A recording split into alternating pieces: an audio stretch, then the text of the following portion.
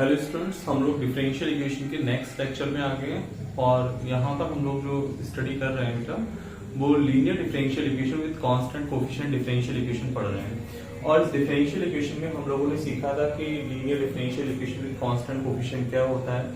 साथ ही साथ देखा था कि इसमें कॉम्प्लीमेंट्री फंक्शन CF किस तरीके से कैलकुलेट करते हैं। ये सारी चीजें बेटा हमने देखी थी। अब इससे रिलेटेड कुछ और क्वेश्चंस देखते हैं, जैसे ये सामने लिखे हुए हैं आपके।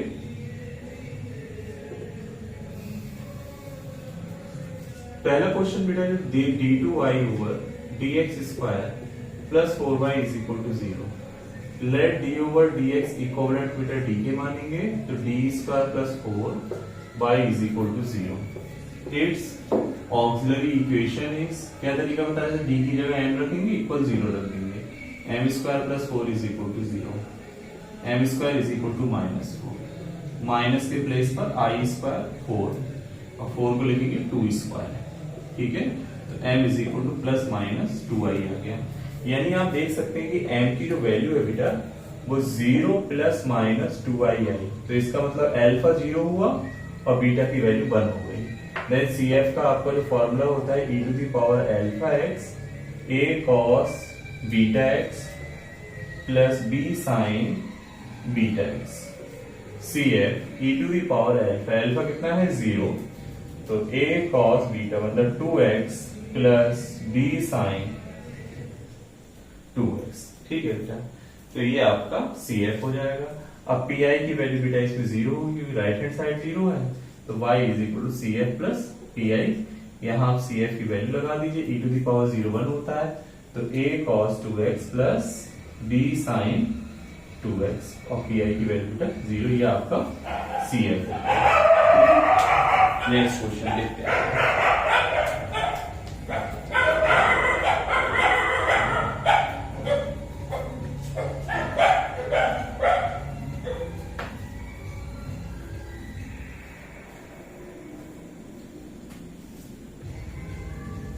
ये क्वेश्चन नंबर 2 का सॉल्यूशन देखते हैं।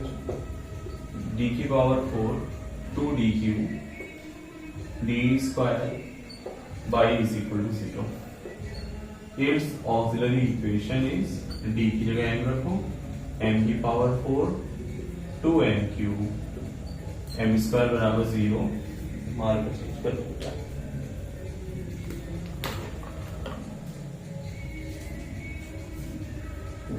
m square common, m square 2m plus 1 is equal to 0, m square m plus 1 का होल स्क्वायर। तो बेटा यहाँ से m स्क्वायर बराबर 0 यानी m बराबर 0 आपको 2 बार मिला।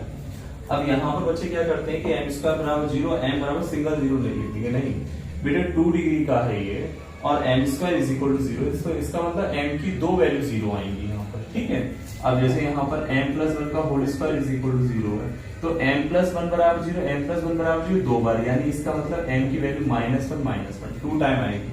देखो m plus 1 is equal to 0 रखेंगे, होल स्क्वायर है ना, फिर m plus 1 is equal to 0 रखेंगे, तो m की वैल्यू बेटा -1 और m की वैल्यू -1। यहाँ गलती कर देते हैं कि पता लगा यहाँ पर अगर आप अंडर रूट लिख बोले a की वैल्यू लिख दें यहाँ पर, तो m इज इक्वल टू -1, वो गलत हो जाएगा। अब यहाँ पर डिग्री 2 है, इसका मतलब m की 2 वैल्यूज होंगी और क्योंकि इक्वल है तो वही 2 बार लिख दिया जाएगा।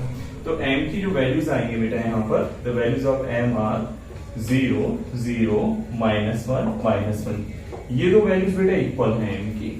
जब यहाँ पर ये दो वैल्यूज इक्वल है तो CF की वैल्यू होगी CF is equal to C1 plus x C2 e to the power 0x plus, अब C1 C2 तक आ गया, मैंने आपको बताया था कांस्टेंट हम लोग सक्सेसिवली कंसीडर करेंगे, सीक्वेंस में लेंगे। जैसे C1 C2 तो नेक्स्ट C3 होगा, C3 plus x C4 e2, ये तो इक्वल है बेटा, है ना, तो फिर दोबारा से फॉर्मूला लगाया तो e की पावर mx कितना -1 इंटू x। pi की वैल्यू बेटा 0 होगी, तो y बराबर CF प्लस pi आंसर हो जाएगा। यहाँ वैल्यू लगा देंगे CF की, pi की वैल्यू बेटा आंसर होगा। ठीक है, नेक्स्ट क्वेश्चन देखते हैं इसमें।